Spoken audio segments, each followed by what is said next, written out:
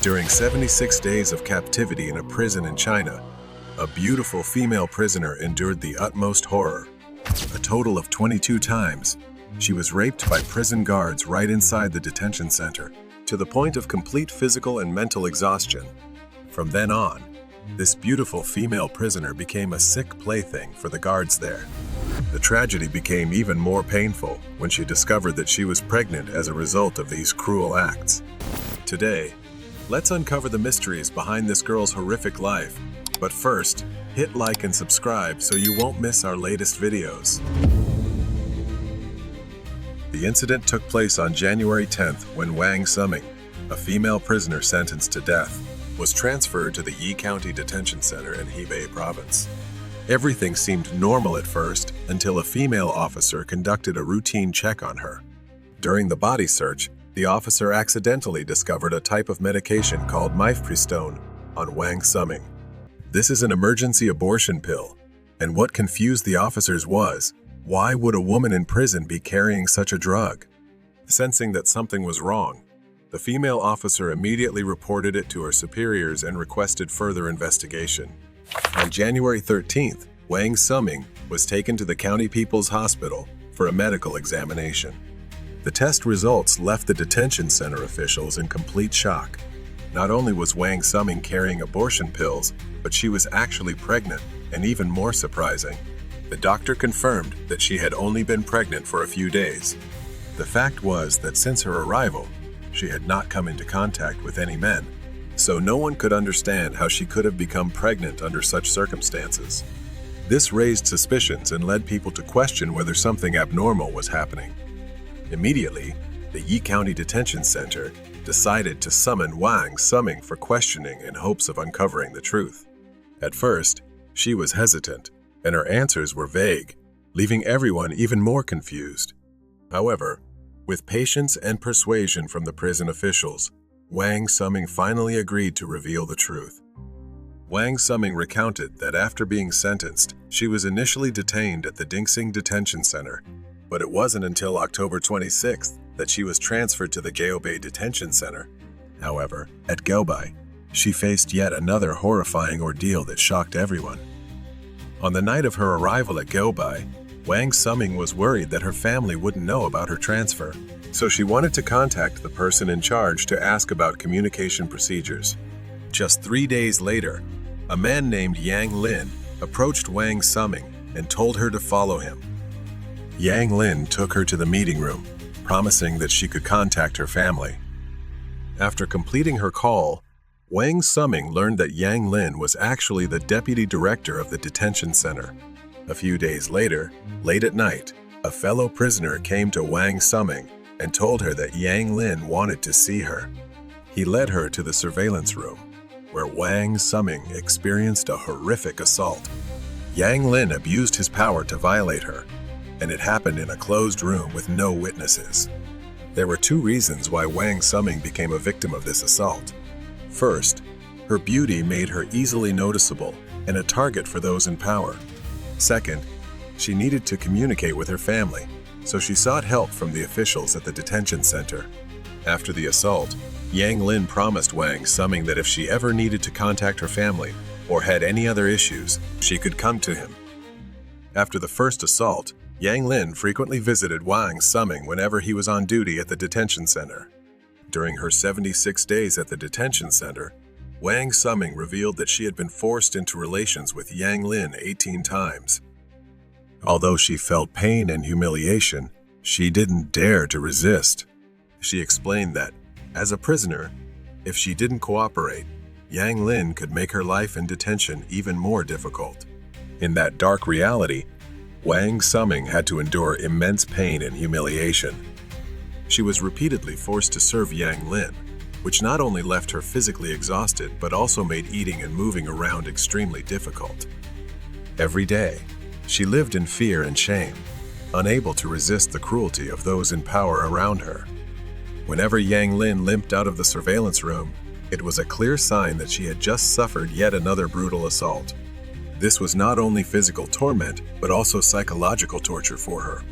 Moreover, the male prisoners in the detention center showed no sympathy for her. Instead, They constantly laughed, mocked, and ridiculed her cruelly.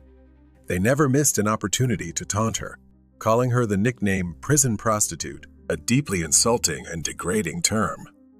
The feeling of being treated like a mere plaything in the eyes of those around her made Wang Summing feel lonely, humiliated, and hopeless.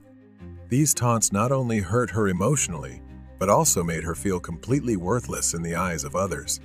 In fact, according to Wang Summing's account, it wasn't just Yang Lin Li Guo, a police officer at the detention center, had also assaulted her. Li Guo was one of the powerful figures in the prison and had the authority to transfer inmates at will. One night, while Wang Summing was sleeping, Li Guo came to her and ordered her to follow him to the duty room. In the dark room, Li Guo tricked Wang Summing under a completely fabricated excuse. He told her that he needed her to copy a letter, and after she complied, he then led her to the surveillance room, where he told her she could call her family. After the call ended, Li Guo sat close to her and began making inappropriate advances and telling indecent jokes. Although Wang Summing felt uncomfortable, she didn't dare resist. When she asked to return to her cell, Li Guo refused and threatened that he would make her life in prison miserable. In such a dire situation, Wang Summing realized that she had very few choices. She knew that, given Li Guo's power and position, if she refused him, she could face severe and unpredictable consequences. During this time, Li Guo took advantage of Wang Summing's vulnerability and forced her into sexual relations with him 4 times. After each incident, he maintained control over her by giving her small gifts such as a box of tangerines, a yellow towel, a bottle of scented oil, and even lavish meals. Although these gifts may have provided Wang Summing with temporary comfort, they could never erase the pain and humiliation she endured under Li Guo's abuse. In early 1991, Wang Summing began to notice strange changes in her body. She realized that her menstrual cycle was late, which made her extremely worried and anxious. In the high-pressure prison environment, her fear and distress over a possible pregnancy only grew. Overwhelmed with helplessness, she decided to seek out Yang Lin, hoping that he could either help her or at least offer some reassurance. However, contrary to her expectations, Yang Lin remained completely indifferent. When she confided in him about her concerns and her missed period, Yang Lin showed no sympathy or concern. He simply said, "There's medicine for that now. Just take it, and it'll be fine." Yang Lin's response did nothing to ease her worries.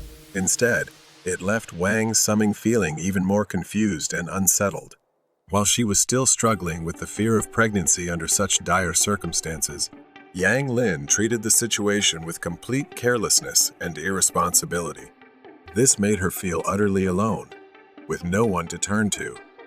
Wang Summing's situation became even darker when she realized that she was not only at the mercy of powerful figures in the detention center, but also trapped in dangerous and twisted relationships.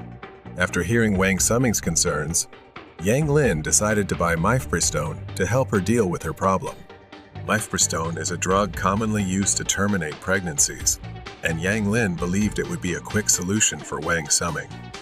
However, the situation unfolded hastily, leading to unforeseen consequences. After Wang Summing took 2 doses of the drug, a significant turn of events occurred. She was suddenly transferred to Yi County Detention Center. This was a crucial turning point because, upon her arrival, the officers at the new detention center quickly discovered that Wang Summing was actually pregnant. As soon as the truth was revealed, it triggered a series of serious investigations. Yang Lin and Li Guo, who were supposed to protect and oversee prisoners, had instead abused their power in the worst possible way. Instead of ensuring Wang Summing's rights, these 2 men exploited their authority to assault her repeatedly. Once the case was uncovered and an official investigation was launched, the authorities could no longer ignore the crimes of Yang Lin and Li Guo. With undeniable evidence, the court confirmed the guilt of these 2 officers. Yang Lin, who played a key role in coercing and exploiting Wang Summing, was sentenced to 8 years in prison. Li Guo, his direct accomplice in the sexual assault of Wang Summing, received a 5-year sentence. Although both received harsh punishments, their actions had far-reaching consequences, not only for Wang Summing, but for society as well. This case not only shook public trust in the judicial system, but also caused people to lose faith in those responsible for upholding the law and maintaining social order. Meanwhile, after enduring a painful and tragic life in prison, Wang Suming unexpectedly received a sentence reduction. Initially, she faced the death penalty, a harsh and brutal punishment for crimes deemed extremely dangerous by the law. However, after everything she had suffered, including irreversible trauma, her situation took a strange turn. Upon reviewing her case and considering new factors related to her health and circumstances, the court decided to reduce her sentence from death to life imprisonment. This was a shocking and unexpected turning point in the case, as Wang Suming, once a death row inmate awaiting execution, was now given a chance to continue her life behind bars. Still, despite the new sentence, Wang Suming could never escape the pain and trauma she had endured. She lost her freedom and had to live with wounds that could never heal, but at least she had a chance to live. Although Wang Suming tried to overcome the harsh challenges she faced for so long, the serious consequences of what had happened remained inescapable. On January 19th, in the year 1999, a painful decision was made. Wang Suming had to undergo surgery to terminate her pregnancy. This event only deepened the tragedy of her life, as she not only lost her freedom, but also a part of her body, a part of her past, and a part of her future. She not only endured physical pain, but also suffered immense psychological distress as she faced the consequences of what had been done to her. While many people might be able to move on from a terrible event in their lives, Wang Suming was forced to live with this pain for the rest of her days. The memories of the abuse she suffered in prison would haunt her forever, and the loss of her child only added to her suffering. Beyond her personal tragedy, Wang Suming's story highlighted a brutal reality: the abuse of power within the judicial and prison systems. When those entrusted with upholding justice instead use their authority to oppress and exploit the vulnerable, the system itself becomes corrupt. Her story is not just an individual tragedy, it is a reminder of the urgent need to protect the powerless and ensure that no one is subjected to such abuse under any circumstances. The sexual abuse and assault of female prisoners is not just a problem in China, it is a nightmare that exists in many other countries, including developed democracies like the USA and the UK. One of the most shocking cases took place at Lowell Correctional Institution in Florida, USA, a prison notorious for being a living hell for female inmates. Lowell Prison is the largest women's correctional facility in the United States, housing thousands of inmates serving various sentences. However, its notoriety does not stem from the number of prisoners, but from the systematic sexual abuse that occurs within its walls. At Lowell, prison guards abuse their power to rape, torture, and even engage in drug trafficking inside the facility. Female inmates have repeatedly reported being forced into sexual acts with guards in exchange for privileges such as food, cigarettes, or more lenient treatment. Those who refused faced beatings, solitary confinement, or the loss of all their prison privileges. Many women were raped inside their cells and were threatened and psychologically tortured into silence. One of the most infamous cases involved former inmate Rose Parker, who was raped multiple times by guards throughout her sentence. Parker revealed that prison staff often took female inmates into a dark room, one with no surveillance cameras, where they were sexually assaulted. If they resisted, they were beaten or thrown into indefinite solitary confinement. Some female prisoners became pregnant, but out of fear of retaliation, they dared not speak out. This scandal was only exposed after a secret investigation was conducted by the FBI in the year 2015. The FBI collected dozens of testimonies from female inmates detailing systematic rape, drug smuggling, and abuse within the prison. Some guards were arrested, but disturbingly, many of the perpetrators remained in their positions of power. The revelations caused national outrage in the USA, prompting human rights organizations to demand better protections for female prisoners.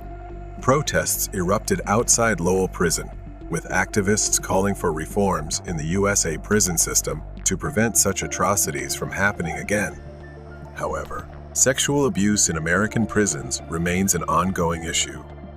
Many experts believe that unless stricter oversight is enforced, tragedies like those at Lowell will continue to occur, turning prisons into living nightmares for women deprived of both their freedom and basic human rights. Thank you for watching this story. See you in our next video.